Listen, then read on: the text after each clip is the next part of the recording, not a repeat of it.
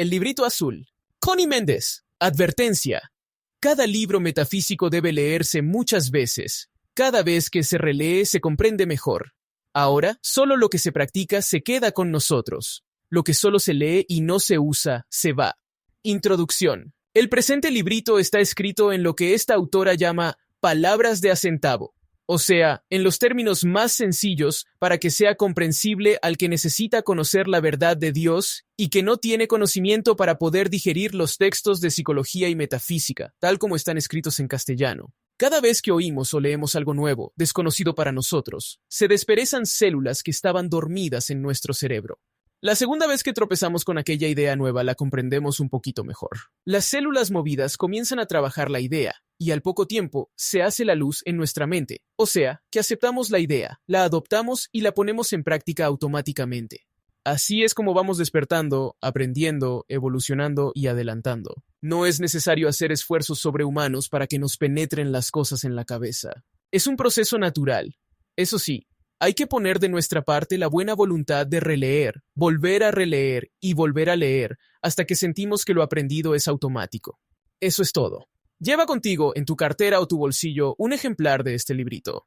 Pon otro en tu mesa de noche. Reléelos a menudo, sobre todo cada vez que se te presente un problema, cada vez que te enfrentes a una situación angustiosa o molesta, no importa cuál sea. Te va a ocurrir algo asombroso y es que el librito se abrirá en la página que te conviene consultar y pensarás: parece que esto fue escrito para mí. Jesucristo dijo: en la casa de mi Padre hay muchas mansiones. La metafísica es una de estas mansiones, o sea, el estudio de las leyes mentales espirituales. No se mete con el espiritismo, aunque este último es también una mansión en la casa del Padre. Que esta obrita te traiga toda la paz y la prosperidad que ha traído a tantos otros. Se te bendice. Capítulo 1. Cristianismo dinámico. Antes de emprender cualquier oficio que sea, el candidato que lo va a desempeñar recibe instrucciones o estudia la técnica del mismo. Sin embargo, hay uno que emprende su cometido totalmente a ciegas, sin instrucciones, sin técnica, sin brújula, compás o diseño, sin nociones de lo que va a encontrar. Es el ser humano, que es lanzado a la tarea de vivir, sin saber siquiera qué cosa es la vida, sin saber por qué algunas vidas transcurren en medio de la opulencia y las satisfacciones, mientras otras las pasan en la miseria y el sufrimiento. Unas se inician con todas las ventajas que pueda idear el afecto, y sin embargo, las persigue un atajo de calamidades. Y el ser humano se debate en conjeturas, todas erradas, y llega el día de su muerte sin que él haya adivinado, siquiera, la verdad respecto a todo esto. Aprende la gran verdad. Lo que tú piensas se manifiesta. Los pensamientos son cosas. Es tu actitud la que determina todo lo que te sucede. Tu propio concepto es lo que tú ves, no solamente en tu cuerpo y en tu carácter, sino en lo exterior, en tus condiciones de vida. En lo material, sí, tal como lo oyes. Los pensamientos son cosas. Ahora verás, si tú tienes costumbre de pensar que eres de constitución saludable, hagas lo que hagas, siempre serás saludable. Pero cambias tu manera de pensar. Te dejas infundir el temor de las enfermedades y comienzas a enfermarte. Pierdes la salud. Si naciste en la riqueza, es posible que siempre seas rico, a menos que alguien te convenza de que existe el destino y comiences a creer que el tuyo puede cambiar de acuerdo con los golpes y reveses, porque así lo estás creyendo. Tu vida, lo que te ocurre, obedece a tus creencias y a lo que expreses en palabras. Es una ley, un principio. ¿Sabes lo que es un principio? Es una ley invariable que no falla jamás. Esta ley se llama el principio de mentalismo. Si en tu mente está radicada la idea de que los accidentes nos acechan a cada paso, si crees que los achaques de la vejez son inevitables, si estás convencido de tu mala o buena suerte, lo que quiera que tú esperes normalmente, en bien o en mal, esa es la condición que verás manifestarse en tu vida y en todo lo que haces. Ese es el porqué de lo que te ocurre. No se está jamás consciente de las ideas que llenan nuestra mente. Ellas se van formando de acuerdo con lo que nos enseñan, o lo que oímos decir.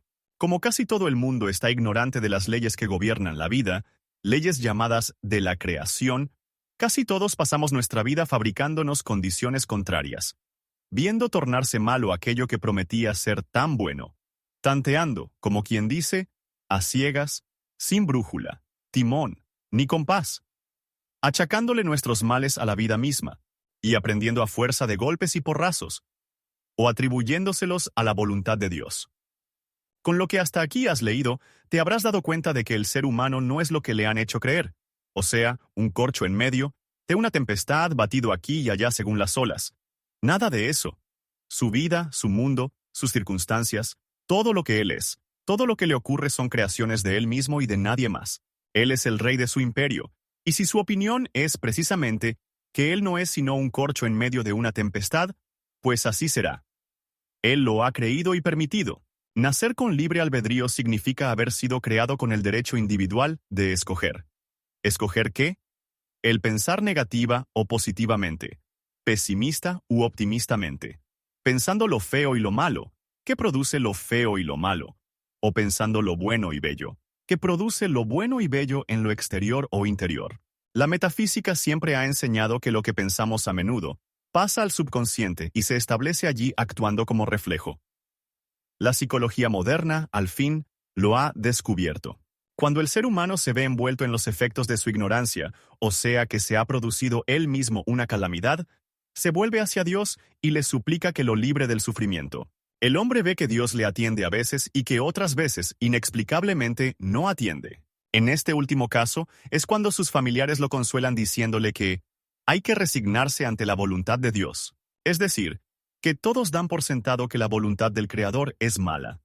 Pero al mismo tiempo, la religión enseña que Dios es nuestro Padre. Un Padre todo amor, bondad, misericordia.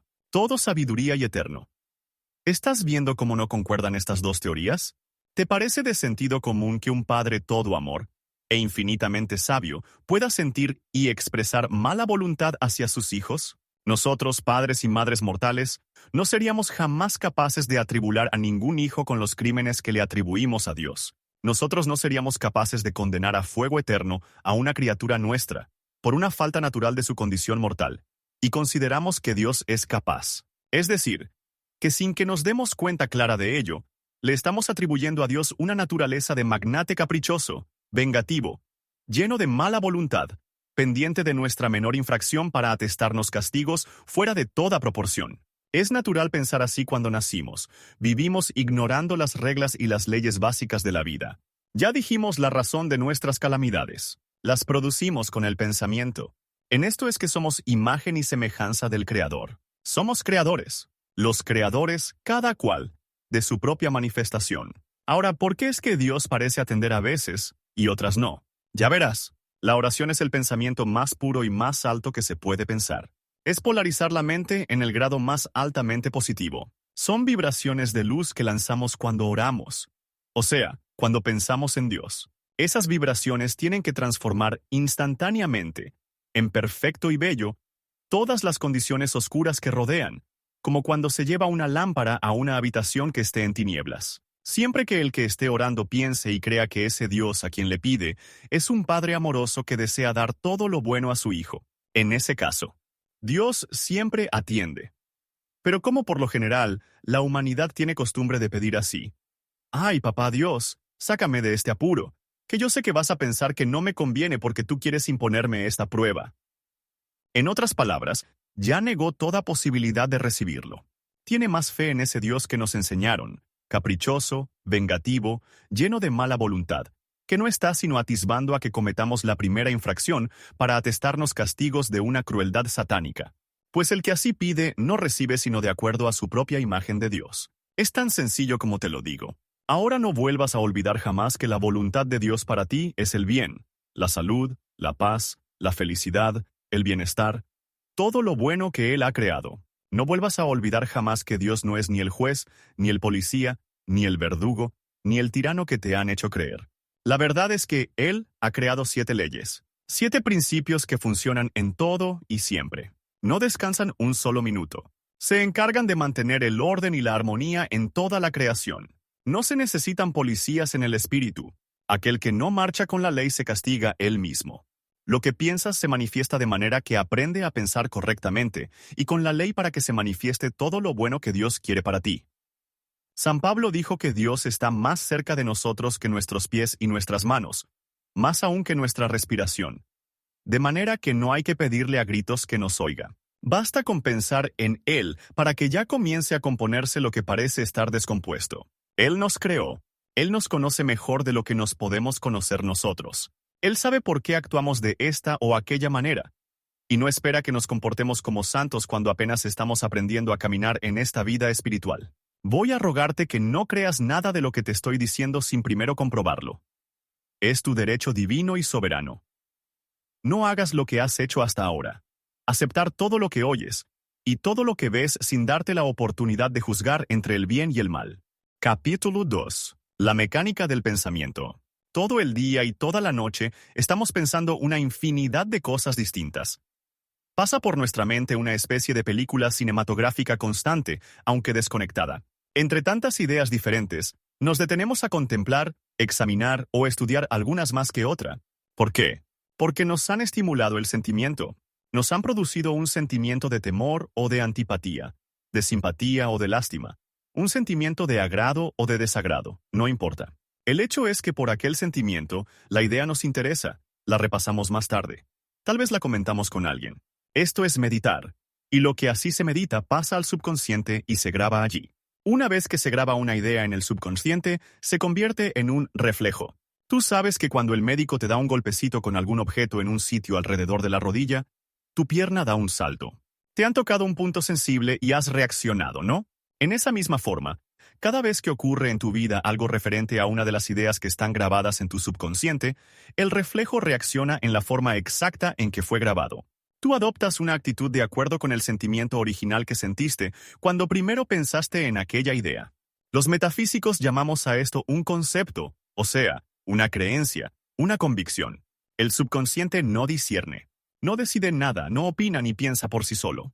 No tiene poder para protestar, no tiene voluntad propia. Esas no son sus funciones. Su única función es la de reaccionar poniendo a la orden el reflejo que se le ha dado. Él es, en este sentido, un maravilloso archivador, secretario, bibliotecario automático que ni descansa ni falla jamás.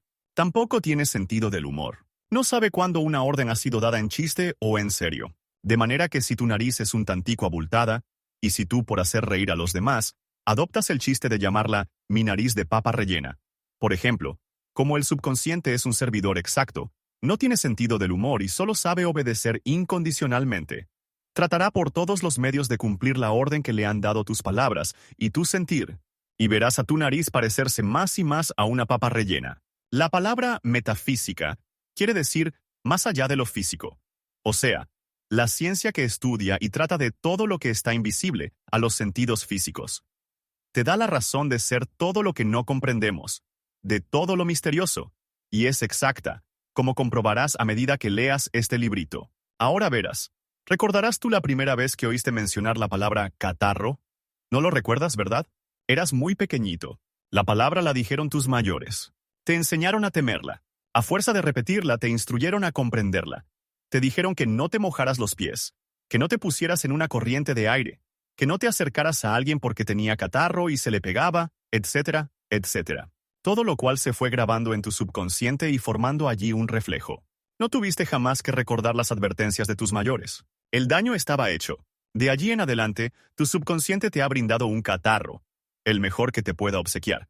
Cada vez que te has colocado en una corriente de aire, cada vez que se te han mojado los pies, cada vez que te acercas a un acatarrado y cada vez que tú oyes decir que anda por allí una epidemia de gripe o de catarro, por culpa de tus mayores, por lo que has escuchado decir a los demás, por lo que has leído en los periódicos y en los anuncios, en el radio y televisión, y sobre todo porque ignoras la verdad metafísica de la vida, has aceptado estas ideas erróneas y se convirtieron en reflejos que actúan sin premeditación tuya, automáticamente, y que son causa de todos los males que te aquejan en el cuadro de tu vida.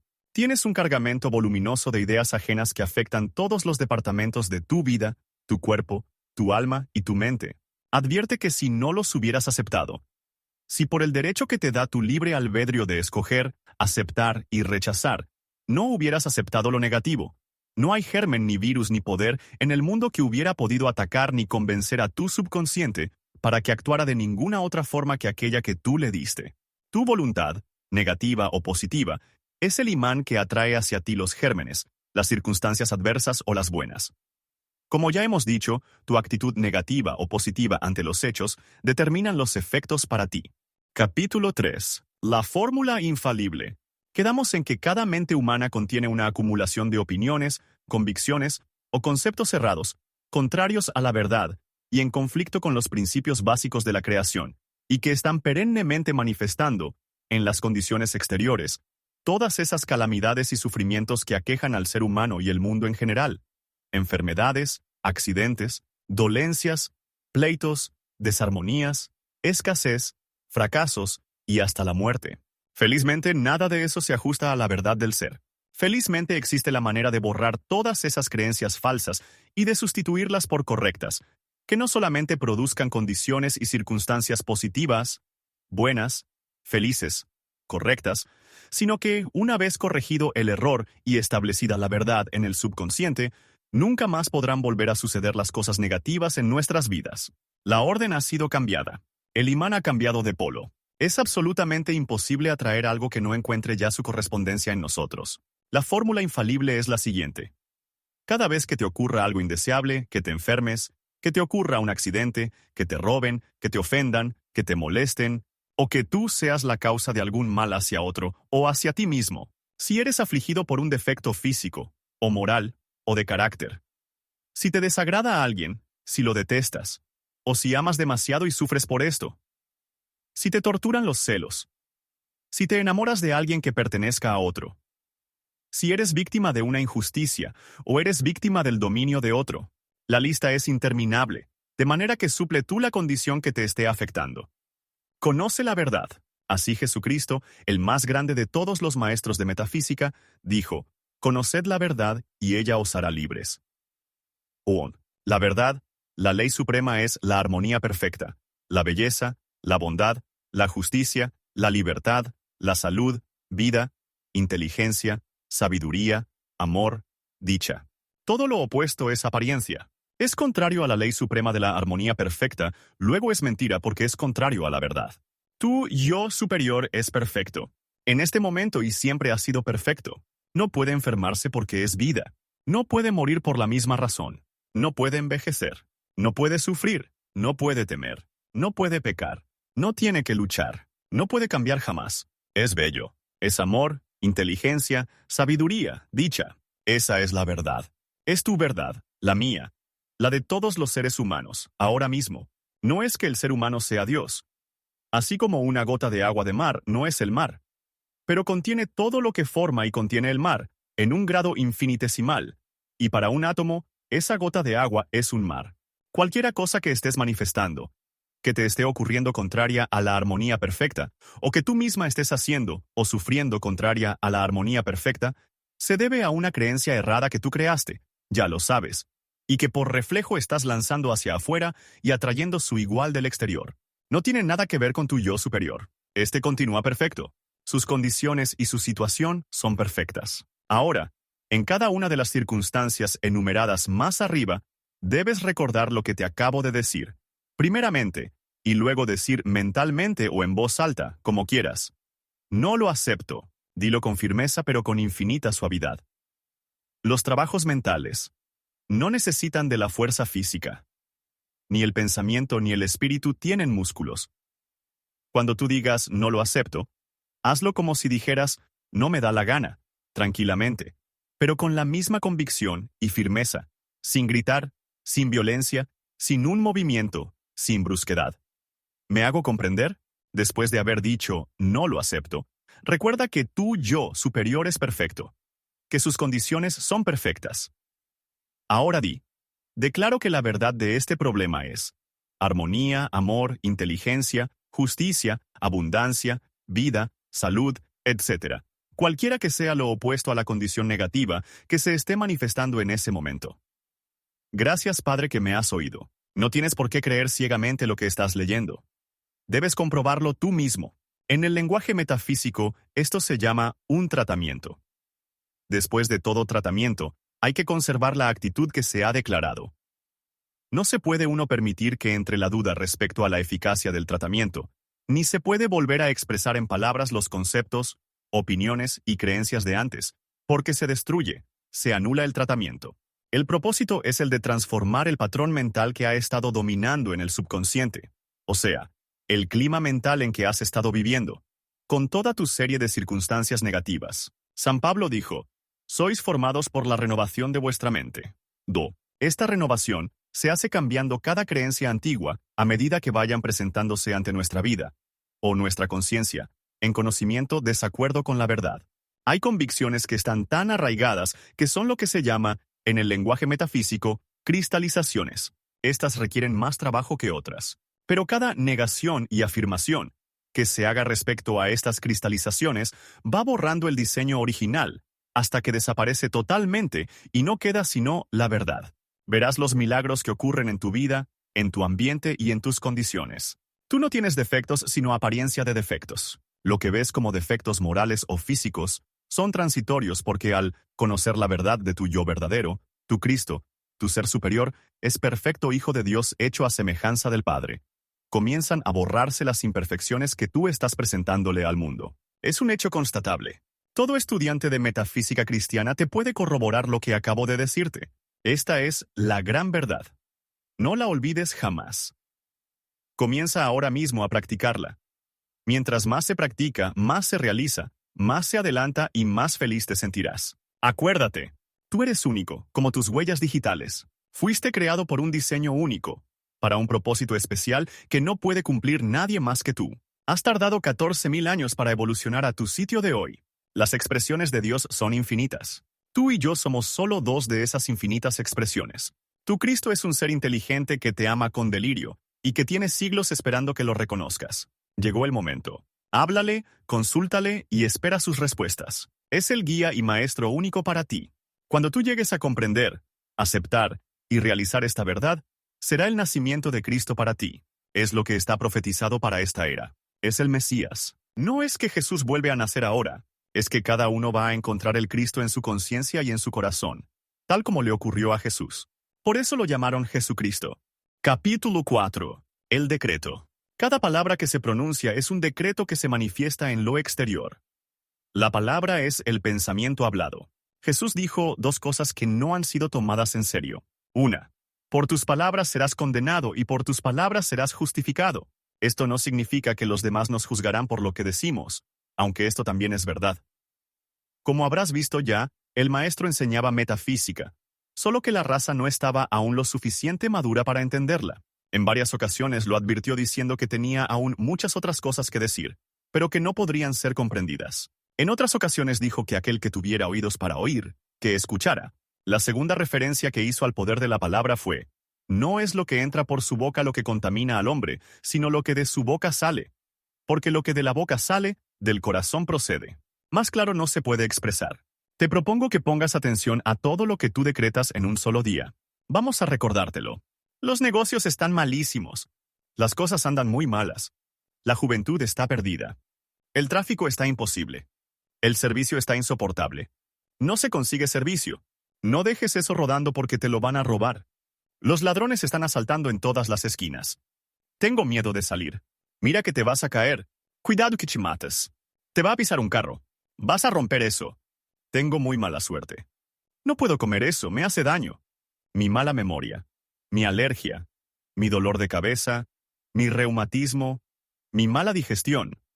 Ese es un bandido. Esa es una desgraciada. Tenía que ser cuando no.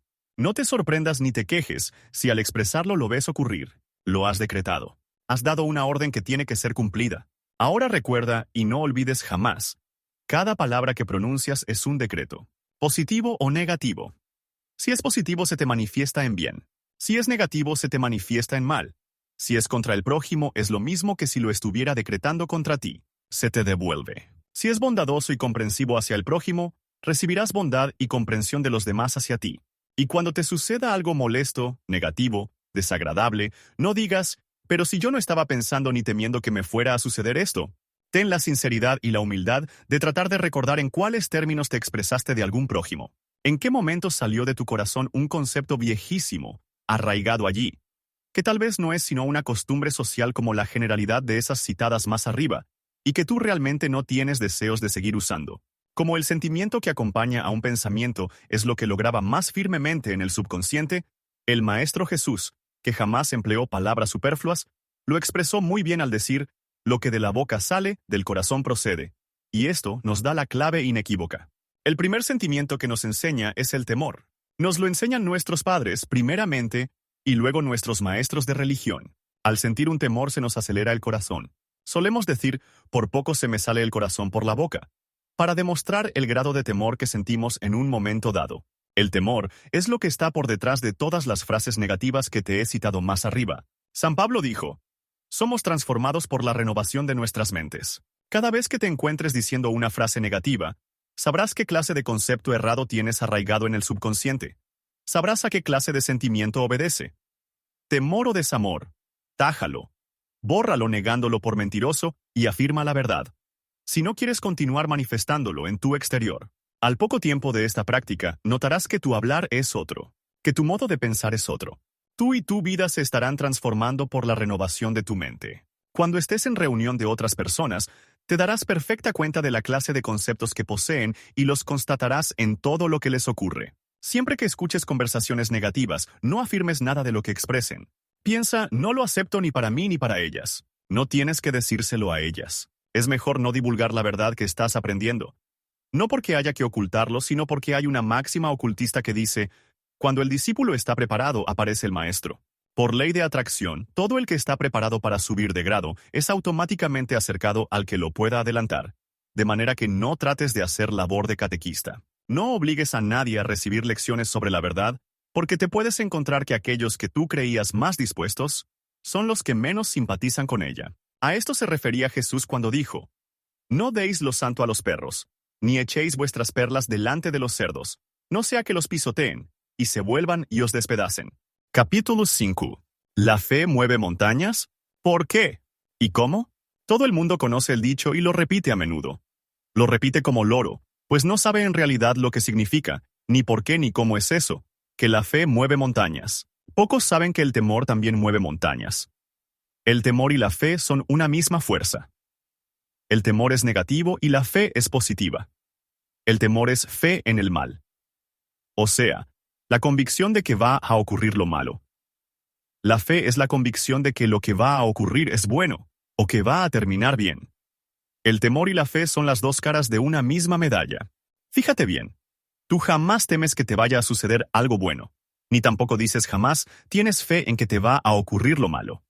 La fe siempre se asocia a algo que deseamos, y no creo que tú deseas el mal para ti. A este le temes, ¿no es así? Todo lo que tú temes lo atraes y te ocurre. Ahora que, cuando te ocurre generalmente dices con aire triunfante, ajá, yo lo sabía, lo presentí, y sales corriendo a contarlo y repetirlo como para lucir tus dotes de clarovidente. Y lo que en realidad ha sucedido es que lo pensaste con temor. ¿Lo presentiste? Claro, lo presentiste. Tú mismo lo estás diciendo. Ya tú sabes que todo lo que se piensa sintiendo al mismo tiempo una emoción es lo que se manifiesta o se atrae. Tú lo anticipaste y lo esperaste. Anticipar y esperar es fe. Ahora fíjate que todo lo que tú esperas con fe te viene, te sucede. Entonces, si sabes que esto es así, ¿qué te impide usar la fe para todo lo que tú desees? Amor, dinero, salud, etc. Es una ley natural. Es una ordenanza divina. El Cristo lo enseñó con las siguientes palabras, que tú conoces. Todo lo que pidiereis en oración creyendo, lo recibiréis. No lo he inventado yo. Está en el capítulo no menos 21, versículo 22 de San Mateo. Y San Marcos lo expresa más claro aún. Todo lo que pidiereis orando, creed que lo recibiréis y os vendrá. San Pablo lo dice en palabra que no tienen otra interpretación. La fe es la certeza de lo que se espera, la convicción de lo que se ve. Más arriba te dije que la fe es la convicción del bien. Ahora te diré que la convicción viene por el conocimiento. Supongamos que tú vives en la provincia y que jamás has ido a la capital. Quieres ir a la capital y tomas el tren, el auto o el avión. Sabes dónde queda la capital y cómo dirigirte a ella. Un día te diriges hacia la capital y utilizas la forma de conducción que mejor te convenga. Pero por el camino no vas temiendo desviarte hacia la luna, ¿no? Si fueras un indio salvaje, podrías estar temblando de pavor por desconocer totalmente lo que te está pasando. Pero siendo una persona civilizada, vas tranquilo, sabiendo que a tal o cual hora llegarás a la capital. ¿Qué es lo que te da fe? El conocimiento. La ignorancia de los principios de la creación es lo que hace que el mundo tema el mal. No sepa emplear la fe, ni siquiera lo que ella es. La fe es convicción, seguridad, pero estas tienen que estar basadas en el conocimiento de algo. Conoces que existe la capital y vas hacia ella. Por eso sabes que no irás a parar a la luna. Ahora sabes que cuando deseas algo, si temes no obtenerlo, no lo obtendrás. Si lo niegas antes de recibirlo, como en el ejemplo dado ya de la oración que dirige a Dios, la generalidad de los humanos, Dios mío, concédeme tal cosa, aunque sé que no me lo darás porque vas a pensar que no me conviene. No lo obtendrás porque de antemano lo negaste. Has confesado que no lo esperas. Déjame darte la fórmula metafísica para obtener cualquier cosa que uno desee. Es una fórmula. Hay que emplearla para todo. Compruébala por ti mismo. No me lo creas ciegamente. Yo deseo tal cosa. En armonía para todo el mundo y de acuerdo con la voluntad divina. Bajo la gracia y de manera perfecta. Gracias, Padre, que ya me oíste. Ahora no dudes por un solo instante. Has empleado la fórmula mágica. Has cumplido con toda la ley y no tardarás en ver tu deseo manifestado. Ten paciencia. Mientras más tranquilo esperes, más pronto verás el resultado. La impaciencia, la tensión y el ponerse a empujar mentalmente destruyen el tratamiento. La fórmula es lo que en metafísica se llama un tratamiento. Para que conozcas lo que has hecho al repetir la fórmula, te voy a explicar el proceso detalladamente. Al tú decir, en armonía para todo el mundo, has eliminado todo peligro de que tu conveniencia perjudique a otros, como tampoco se te hace posible desear un mal para otro. Al decir, de acuerdo con la voluntad divina, si lo que tú deseas es menos que perfecto para ti, verás suceder algo mucho mejor de lo que tú esperabas. En este caso significa que lo que estabas deseando no lo ibas a encontrar suficiente, o no te iba a resultar tan bueno como tú pensabas. La voluntad de Dios es perfecta. Al tú decir, bajo la gracia y de manera perfecta, encierra un secreto maravilloso. Pero déjame darte un ejemplo de lo que ocurre cuando no se sabe pedir bajo la gracia y perfección. Una señora necesitaba urgentemente una suma de dinero, y la pidió, asimismo, para el día 15 del mes. Tenía absoluta fe de que la recibiría, pero su egoísmo e indiferencia no le inspiró pedirla con alguna consideración para nadie más. Al día siguiente, un automóvil estropeó a su hija, y el día 15 del mes recibió la suma exacta que ella había pedido. Se la pagó la compañía de seguros por el accidente de su hija. Ella trabajó la ley contra ella misma. Pedir bajo la gracia y de manera perfecta es trabajar con la ley espiritual. La ley de Dios que se manifiesta siempre en el plano espiritual. Allí, en el plano espiritual, todo es perfecto, sin obstáculos, sin inconvenientes, sin tropiezos ni daños para alguno, sin luchas ni esfuerzos, suavecito, suavecito. Todo con gran amor. Y esa es nuestra verdad. Esa es la verdad que al ser conocida nos hace libres. Gracias, Padre, que ya me oíste. Es la expresión más alta de fe que podamos abrigar. Jesús la enseñó y la aplicaba en todo, desde antes de partir el pan con que alimentó a 5,000, hasta para decir cómo transformar el vino en su sangre, dando gracias al Padre antes de ver la manifestación. Como irás viendo, todo lo que enseñó Jesús fue metafísico. Todo lo que tú desees, todo lo que vayas necesitando lo puedes manifestar. El Padre todo lo ha previsto ya, todo lo ha dado ya, pero hay que irlo pidiendo a medida que se sienta la necesidad. Solo tienes que recordar que no puedes pedir mal para otro porque se te devuelve a ti. Y todo lo que pidas para ti, debes pedirlo también para toda la humanidad, porque todos somos hijos del mismo Padre. Por ejemplo, pide grande. El Padre es muy rico y no le gusta la mezquindad. No digas, ay, papá Dios, dame una casita. Solo le pido una casita, aunque no sea sino chiquitica. Cuando la realidad es que tú necesitas una casa muy grande porque tu familia es numerosa. No recibirás sino lo que pides. Pide así. Padre, dame a mí y a toda la humanidad todas las maravillas de tu reino. Y ahora haz tu lista. Para irte fortificando la fe, haz una lista de cosas que deseas o que necesitas. Enumera los objetos o las cosas. Al lado de esta lista, haz otra enumerando cosas que deseas ver desaparecer, o bien en ti mismo o en lo exterior. En el mismo papel escribe la fórmula que ya te di más arriba. Ahora, lee tu papel todas las noches. No te dejes sentir la menor duda. Da las gracias de nuevo cuantas veces pienses en lo que has escrito. A medida que veas que se te van realizando las cosas enumeradas, ve tachándolas.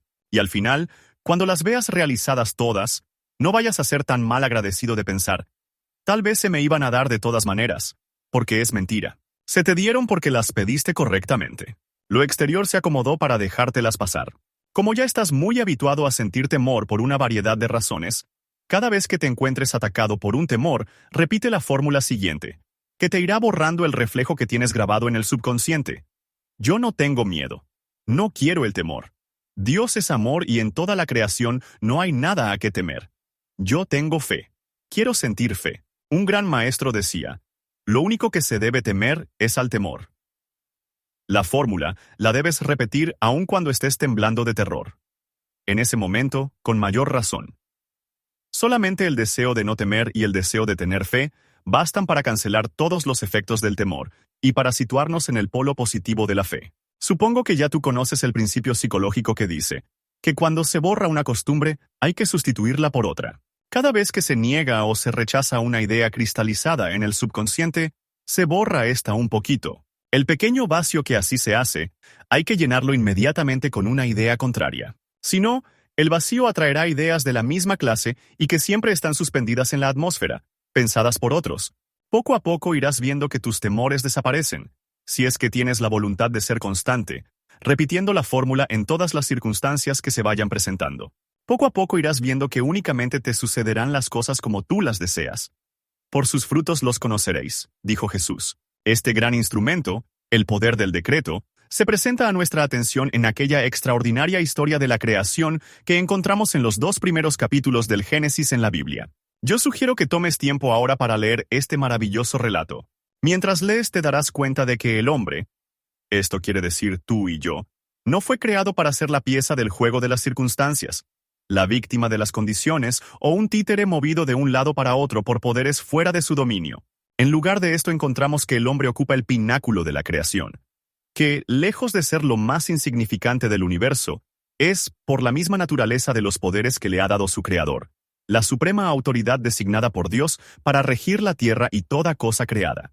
El hombre está dotado de los poderes mismos del Creador porque es hecho a su imagen y según su semejanza. El hombre es el instrumento por medio del cual la sabiduría, el amor, la vida y el poder del Creador Espíritu se expresa en plenitud. Dios situó al hombre en un universo respondedor y obediente, incluyendo su cuerpo, sus asuntos, su ambiente, que no tiene otra alternativa que llevar a efectos los edictos o decretos de su suprema autoridad. El poder de decretar es absoluto en el hombre. El dominio que Dios le dio, irrevocable. Y aunque la naturaleza básica del universo es buena en la evaluación del Creador, puede aparecer ante el hombre solamente como el decreto que aparezca. Vemos que, mientras el hombre fue obediente a su Creador, mantuvo su poder de pensar y hacer decretos, a tono con el espíritu del bien que es la estructura de la creación, vivió en un universo de bien, un jardín del Edén. Pero cuando el hombre cayó, al comer del árbol del conocimiento del bien y del mal, y eligió basar su pensamiento y usar sus poderes en el bien y el mal, lo que como agente libre podía hacer inmediatamente encontró sudor y cardos mezclados con su pan de cada día. Desde la caída, el hombre se ha atareado declarando su mundo bueno o malo, y sus experiencias han sido de acuerdo con sus decretos. Esto demuestra evidentemente cómo responde el universo, y cuán completos y de largo alcance son el dominio y la autoridad del hombre. Capítulo 6. Amor. Solo te falta este capítulo para terminar de conocer el primer principio de la creación. El principio de mentalismo, cuyo lema es todo es mente. Jesucristo dijo, sois dioses. Evangelio de San Juan, capítulo 10:34. Así como la creación, toda ella fue un pensamiento manifestado, así el hombre, que es un Dios en potencia, crea con el pensamiento todo lo que él ve manifestado a igualdad y semejanza de su Creador. Esto ya lo aprendiste. También has aprendido la mecánica de esta creación mental. El carácter, positivo o negativo, de lo creado. La fuerza, fe o temor, que determina el carácter. La manera de cambiar el aspecto exterior de lo que hayas creado, negando y afirmando. El poder de la palabra, que es el pensamiento hablado, y que por lo tanto confirma las órdenes que has dado con tus pensamientos. Y finalmente, la fórmula infalible para crear, manifestar y obtener lo mejor, lo más alto, lo perfecto, conociendo la verdad, en acatamiento a la ordenanza del Maestro Jesús. ¿Sabes que esta verdad es que fuimos creados perfectos por un Creador perfecto, con la esencia perfecta de Él mismo, con libre albedrío para crear de manera positiva o negativa? Por lo tanto, el mal no es una creación de Dios. No tiene ningún poder frente a la verdad, que desaparece al sustituir el pensamiento, Y la palabra positiva, Jesús dijo, no resistáis al mal. Se Mateo 5:39. O sea, que domináramos el mal con el bien. La verdad única es el bien. De ahora en adelante no podrás jamás volver a culpar a nadie de lo que te ocurra. Tendrás que mirarte frente a frente y preguntarte, ¿cómo fue mi clima mental en esta circunstancia? ¿Fue positivo o negativo? ¿He sentido fe o temor? ¿Qué especie de decretos he lanzado con mis palabras? Por sus frutos los conoceréis. Tendrás que sincerarte y contestar la verdad. ¿Te complace lo que estás viendo? ¿O te desagrada? Tú dirás. Ahora, en metafísica cristiana decimos que Dios tiene 7 aspectos: amor, verdad, vida, inteligencia, alma, espíritu y principio. Como ves, todos estos aspectos son estados invisibles, mentales pues. No los podemos ver ni tocar. Sentimos y apreciamos sus efectos. Existen, actúan, son reales, son cosas y ninguno se puede negar. Amor se le llama al carácter de Dios, el primer aspecto de Dios, la fuerza más potente de todas las fuerzas y la más sensible. Pocas personas saben lo que es realmente el amor. La mayoría cree que es aquello que se siente hacia los padres, los hijos, los esposos, los enamorados, etc. Afecto, cariño, atracción, antipatía y odio son todos diferentes grados de una misma cosa: sensación. El amor es muy complejo y no se puede definir con una sola palabra, pero ya que en nuestro planeta se entiende por amor la sensación, y aunque esta no es sino, como quien dice, el bordecito exterior del amor, tratemos de acercar la sensación lo más que se pueda al amor, para comenzar a comprenderlo. El punto central en la escala que va desde el odio hasta el sentimiento que allí llamamos amor es la tolerancia y la buena voluntad. Parece una contradicción, pero cuando se ama mucho o demasiado, faltan tolerancia y buena voluntad. Cuando se odia, faltan la tolerancia y la buena voluntad. O sea, que tanto el excesivo amor como el excesivo desamor son la negación de la tolerancia y la buena voluntad. Jesús dijo, paz a los hombres de buena voluntad, lo cual implica que lo que pase de allí no trae paz. La paz está en el centro, el perfecto equilibrio, ni de más ni de menos, en todo. Todos los excesos, aun el exceso de bien, exceso de dinero, de amor, de caridad, de oración, de sacrificio, etc., desequilibran el peso de la balanza. Llevan más hacia uno de los lados y quitan la paz. Cuando el Génesis dice, de todos los frutos del paraíso podéis comer, salvo del fruto del árbol de la ciencia del bien y del mal, se refiere a eso precisamente. El tronco del árbol simboliza el centro, el equilibrio. Las ramas parten de ese centro, desprendiéndose hacia todos lados produciendo frutos. Algunos se manifiestan buenos, otros malos. Simbolizan los extremos. Verás pues que el fruto prohibido, que tanta tribulación ha causado en el mundo, no es otra cosa que los extremos, el exceso en todos los aspectos, pues Dios, que todo lo creó, declaró toda su obra buena. Léelo en Génesis. Y solo menciona la palabra mal con respecto al exceso. Un paréntesis para recomendarte que leas y medites el capítulo 3 de Eclesiastés que comienza. Todo tiene su tiempo. La Biblia. Volvamos al amor. Aquellas madres que dicen amar tanto a sus hijos que no les permiten separarse del nido, ni casarse, ni actuar independientemente de ellas cuando ya son hombres, y mujeres mayores de edad, no aman. Son egoístas y lo que sienten es deseo de posesión. Aquellas novias y esposas que sufren torturas de celos, igualmente. Esos tipos de amor no son otra cosa que exceso de sentimiento. Sobrepasan la medida y por lo tanto se van muy lejos de la tolerancia y la buena voluntad. Por lo general, el exceso de sentimiento prueba que hay falla de desarrollo de la inteligencia. Esto sin duda causará indignación en aquellas personas que se llenan la boca diciéndose muy sentimentales. A nadie le agrada que otro le descubra su falta de inteligencia, pero pueden comprobarlo. El exceso de emotividad, como todo exceso, es malo. Es prueba de que falta lo que le haga contrapeso. El exceso de calor, por ejemplo, se equilibra con igual cantidad de frío para llevarlo a ser soportable o desagradable. La inteligencia es fría. La emoción es cálida. Una gran capacidad emotiva es una cualidad magnífica y muy deseable, siempre que esté equilibrada con igual capacidad intelectual. Esto es lo que produce los grandes artistas. Pero el artista tiene su arte en que volcar toda su potencia emotiva. En cambio, la persona exageradamente emotiva y con poco desarrollo intelectual vuelca toda su pasión en los seres humanos que la rodean. Pretende atarlos y que cumplan su antojo. El remedio para la excesiva emotividad es pensar y reflexionar mucho, sobre todo ponerse a meditar durante un rato y diariamente, en la inteligencia. Comenzando por preguntarse, ¿qué cosa es la inteligencia? Continuando por pensar en que todo contiene inteligencia en el universo, las plantas, los animales, etc. Y terminando por afirmar, yo soy inteligente, con la inteligencia de Dios mismo, ya que soy creado de la esencia misma del Creador. Por la inteligencia, con la inteligencia y de la inteligencia de Dios. A los pocos días de repetir este tratamiento se notará ya un cambio en la elasticidad y la penetración mental. Y con solo una semana del ejercicio, se aprecia la transformación en la forma de amar a los demás. Una serenidad y una generosidad peculiar que uno nunca se hubiera creído capaz de expresar. Al mismo tiempo se nota un cambio total en los demás, hacia uno mismo. Esto se debe a que somos individuos, o sea, indivisibles. Y lo que afecta a uno afecta a todos. El escalón que subas tú ayuda a toda la raza. Ahora pasaremos a tratar sobre el enemigo número 1 de toda la humanidad. El resentimiento y el rencor, por no decir el odio. Casi no hay seres humanos que estén exentos de resentimientos, sin saber que esto amarga la vida entera. Influencia en mal toda manifestación y es causa de todas las decepciones que sufrimos, aun cuando se aprende a negar y afirmar, a conocer la verdad, a vigilar y corregir los pensamientos y las palabras.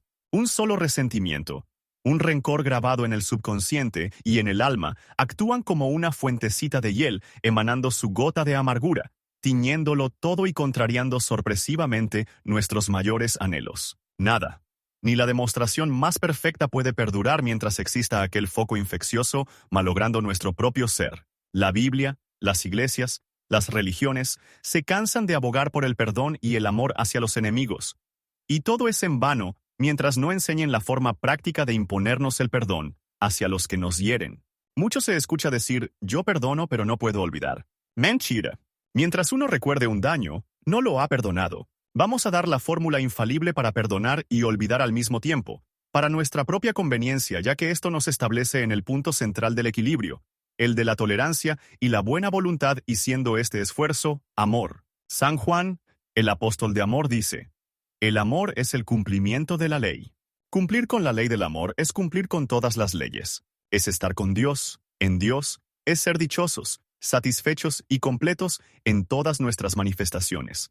Mi maestro decía, el hombre que ama bien es el hombre más poderoso del mundo, y aquí la receta para bien amar. Cada vez que sientas algo desagradable hacia otro, o bien que te encuentres resintiendo algo que te hayan hecho, o que te reconozcas un franco rencor o un deseo de venganza, ponte deliberadamente a recordar.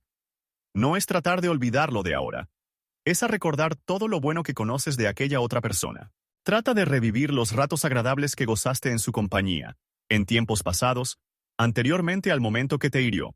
Insiste en rememorar lo bueno, sus buenas cualidades, la forma en que pensabas de ella. Si logras reírte de algún chiste que ella dijo, o de algo cómico que gozaron juntos, el milagro se ha hecho. Si no basta con un solo tratamiento, repítelo tantas veces como sea necesario para borrar el rencor o resentimiento.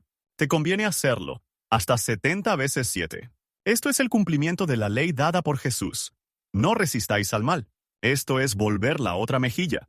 Es amar a los enemigos, bendecir a los que nos maldicen, hacer bien a los que nos aborrecen y orar por los que nos ultrajan y persiguen, todo sin exponernos a que nos pisoteen. Si lo haces con sinceridad, te vas a dar cuenta de algo muy extraño, y es que te sentirás libertado, primeramente, y luego que una montaña de pequeños inconvenientes que te ocurrían y que no sabías a qué atribuir, desaparecen como por encanto, y tu vida marcha sobre rieles. Además de que te verás amado por todo el mundo, aun por aquellas personas que antes no te quisieron bien. Decretos y afirmaciones, o la técnica de los tratamientos metafísicos. Lo que sigue es para que aprendas a formular tus oraciones, que en metafísica llamamos tratamientos. Como todo el día estamos pensando y decretando, todo el día estamos orando, en forma negativa o en forma positiva, y creando nuestras propias condiciones, estados y sucesos. Lo importante es mantenerse en el ánimo que expresa la oración. Si después de afirmar te dejas regresar al polo negativo, destruyes el efecto de la oración. Cuida tus pensamientos, cuida tus palabras. No te dejes arrastrar por lo que expresen otros. Recuerda que ellos ignoran lo que tú ya vas conociendo. Lo que pienses y pidas para ti, piénsalo también para los demás. Todos somos uno en espíritu y esa es la forma más efectiva de dar. Mejor que pan y limosna, ya que el pan y la limosna duran solo unos instantes, mientras que la verdad se queda con el otro para siempre. Tarde o temprano tu don espiritual te entrará en la mente consciente y habrás hecho labor de salvación en un hermano. El principio del ritmo, que es la ley del péndulo, el boomerang, te devuelve el bien que haces, como también el mal que haces. Se ha dicho que uno con Dios es la mayoría, de manera que una sola persona que eleve su conciencia al plano espiritual y reconozca la verdad en la forma expresada más arriba, es capaz de salvar de la ruina a una organización, salvar de la crisis a una comunidad, una ciudad o una nación, porque actúa en el plano espiritual que es la verdad, y ésta domina a todos los planos inferiores. Conoced la verdad y ella os hará libres. Frente a una enfermedad propia o ajena, no acepto esta apariencia ni para mí ni para nadie.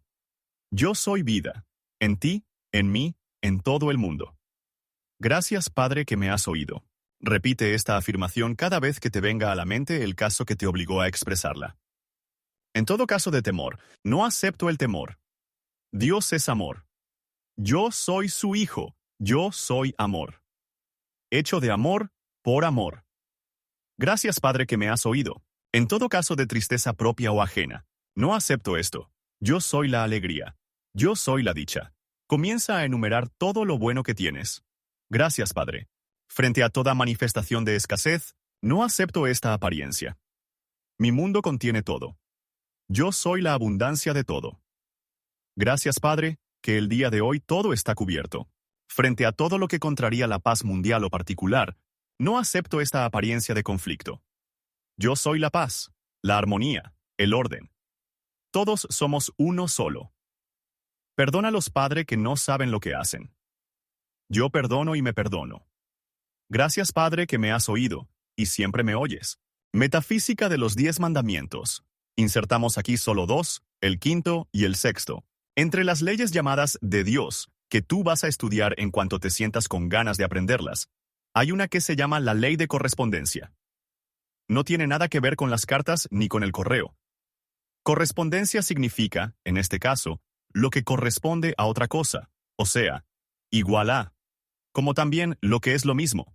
¿Me explico bien? Esta ley ordena que las condiciones de cada plano, o cada estado de conciencia, se encuentran repetidas en todos los planos, en todas partes. Por ejemplo, siempre estamos deseando saber cómo son las características de el más allá, vamos a decir. Ese más allá siempre se refiere al plano superior a la Tierra, o al plano inferior a la Tierra. El lema de esta ley es, como es arriba es abajo, y como es abajo es arriba. Es decir, que así como en la Tierra tenemos gobiernos, escuelas, maestros, problemas, y la forma de solucionarlos, hay manos, pies, oídos, ojos, hay sonidos, tiempo, espacio, hay flores y frutas. En fin, ya sabes lo que se quiere decir. En cada plano. En todo, los planos hay lo que corresponde a todo eso, a pesar de que esos otros planos sean invisibles para nuestros ojos terrenos.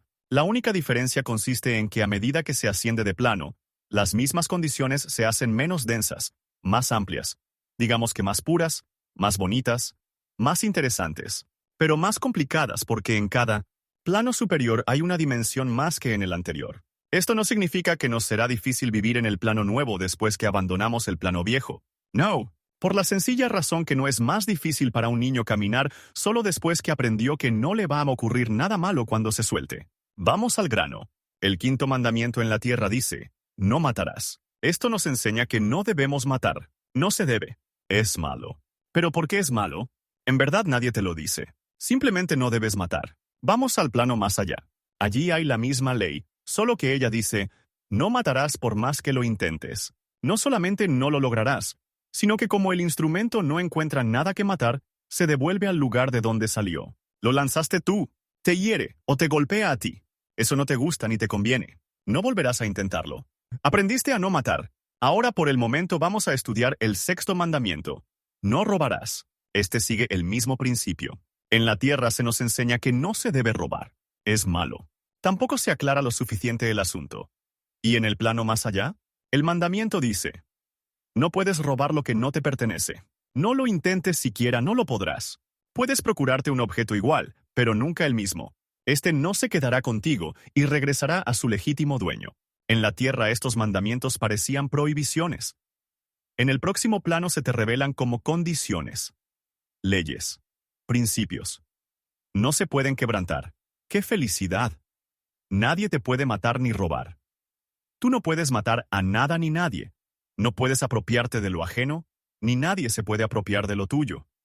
Pero esa no es la única felicidad.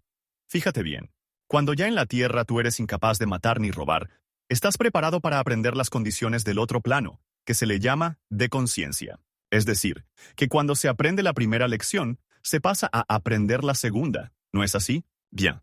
Pero la gran felicidad es que cuando tú aprendes la segunda, no es necesario que te hayas muerto y que estés en el otro plano más allá. No, estás vivito y coleando aquí en la tierra. Aplicas la segunda lección, y te asombra ver que esa ley te funciona lo mismo aquí en la tierra que en el cielo.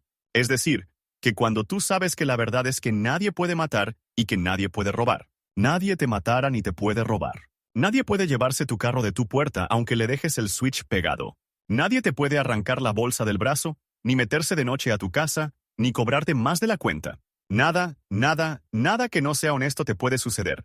Lo que es tuyo es y de nadie más. Vamos a explicarte por qué en breves párrafos, por qué no se puede matar.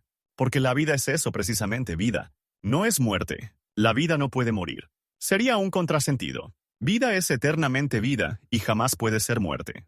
Entonces, dirás tú, ¿qué pasa conmigo? ¿No muero jamás puesto que yo estoy vivo? Exactamente. Tú estás en la eternidad. Nadie te puede quitar tu vida. Tu vida es Dios. ¿Quién le quita su vida a Dios? Por eso tampoco puedes matar a nadie. Él sigue viviendo más vivo que nunca en el próximo plano, lo mismo que tú. Pero tú ahora sabes que lo que haces en la tierra también se te devuelve. ¿Por qué? Por ley de correspondencia. Porque todo lo de un plano tiene su correspondencia en los otros, en todos los otros. Esta ley dice, no hagas a otros lo que no quieres que otros te hagan a ti. Ya sabes la razón. Si aún no has aprendido a obedecer esta ley, empieza a observar cómo se te devuelve todo lo que le hagas a los demás, en mal o en bien. Ahora, ¿por qué no se puede robar? ¿Qué es lo que hace funcionar esta ley? Primero sabrás que has llegado a un impas, si es que todavía no has resuelto aceptar la ley de la reencarnación. Ah, caramba, dirás tú. ¿Qué tenemos aquí? Uno de nuestros lemas metafísicos es, lo que no puedas aceptar, déjalo pasar, pero sigue leyendo. Si no te gusta la idea, no reencarnes, pero tampoco adelantarás. Te quedarás estancado, por la misma razón que el que no quiera aceptar que el sol va a salir mañana. Va a tener que meterse en un closet todas las mañanas y permanecer allí encerrado durante todas las horas de sol, todos los días. La ley de la evolución es una eterna experimentación y superación. Como ya asomamos más arriba en el niño que aprende a caminar y que no tiene por qué temer, ya que él solo aprende a soltarse. Tú sabes eso, que todo viene cambiando de una cosa en otra como el nene que se vuelve niño, como el niño que se vuelve pavito, como el pavito que se vuelve adulto, luego viejo, y después deja aquí el cascarón viejo, y se va a buscar uno nuevo en el más allá. Cuando un ser se muere, se encuentra en medio de una serie de circunstancias nuevas en el más allá, pero no ha perdido nada de lo que tiene de valor, como el oído, la vista, el sentimiento, la voluntad, el libre albedrío, la facultad de moverse, de comunicarse con los demás, su identidad, su yo.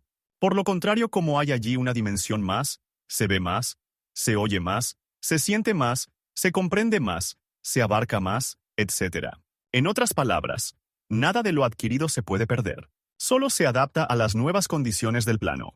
Esto hace que en cada plano se van adquiriendo nuevas y mayores habilidades y conocimientos. En cada vida encarnada se ganan nuevas experiencias y se aprende a usar nuevos objetos e instrumentos, que aunque materiales aquí en la Tierra, tienen su correspondencia en los otros planos invisibles.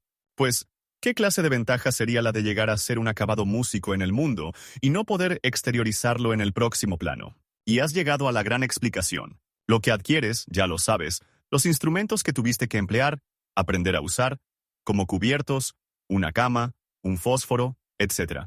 En cada plano tienen sus correspondencias, no lo olvides, y estos, por ser tuyos ya, por derecho de conciencia, decimos en metafísica, aparecen automáticamente en tu vida o tus vidas, una después de la otra, porque no puedes nacer en una familia que no tiene los medios de proporcionarte lo que te pertenece por derecho de conciencia. ¿Me hago explícita? Muchas veces ocurre que un niño viene al mundo en familia careciente de lo que él posee por derecho, y resulta que pronto la familia adquiere aquello como una gran casualidad. Por esto es que no te pueden robar lo tuyo, ni tú puedes apoderarte de lo que no has ganado o superado en otra vida anterior. Por eso la gran felicidad es que, al conocer esta ley y estas condiciones, la ley funciona en este plano terreno y en todos los planos. Por consiguiente, ya puedes estar tranquilo de que nadie te puede ocasionar pérdidas, ni quitarte nada, ni siquiera tu marido o tu esposa, si no se lo has hecho a otro. ¿Qué puedes temer? Y si ya lo aprendiste en esta vida, es que lo tienes por derecho de conciencia. De manera que la forma de vivir feliz es aprender la metafísica de los 10 mandamientos. Hemos llegado al final de nuestra lectura guiada de El librito azul de Connie Méndez. Espero que hayan disfrutado de este viaje tanto como yo. A lo largo de este libro, hemos explorado conceptos profundos y transformadores sobre la metafísica y el poder del pensamiento positivo. Connie Méndez nos ha enseñado que la realidad que vivimos es un reflejo de nuestros pensamientos y creencias, y que tenemos el poder de cambiar nuestra vida a través de la mente. Uno de los mensajes más poderosos de El librito azul es la importancia de las afirmaciones y la fe en nuestras propias capacidades. Connie Méndez nos recuerda que somos creadores de nuestra propia realidad y que, al cambiar nuestros pensamientos, podemos cambiar nuestro mundo. Quiero agradecerles a todos por acompañarme en esta serie de lecturas. Su apoyo y participación significan mucho para mí. Espero que estas enseñanzas les hayan proporcionado nuevas perspectivas y herramientas para mejorar su vida diaria. La espiritualidad y el desarrollo personal son caminos continuos, y el librito azul es solo el comienzo. Les animo a seguir explorando, aprendiendo y aplicando estos principios en su vida cotidiana. No olviden suscribirse al canal, darle like a este video y compartirlo con sus amigos y familiares para que más personas puedan beneficiarse de estas enseñanzas. También me encantaría leer sus comentarios y reflexiones sobre el libro, así que no duden en dejar sus pensamientos abajo. Gracias una vez más por estar aquí y ser parte de esta maravillosa comunidad. Nos vemos en la próxima lectura. Hasta entonces, cuídense y sigan brillando.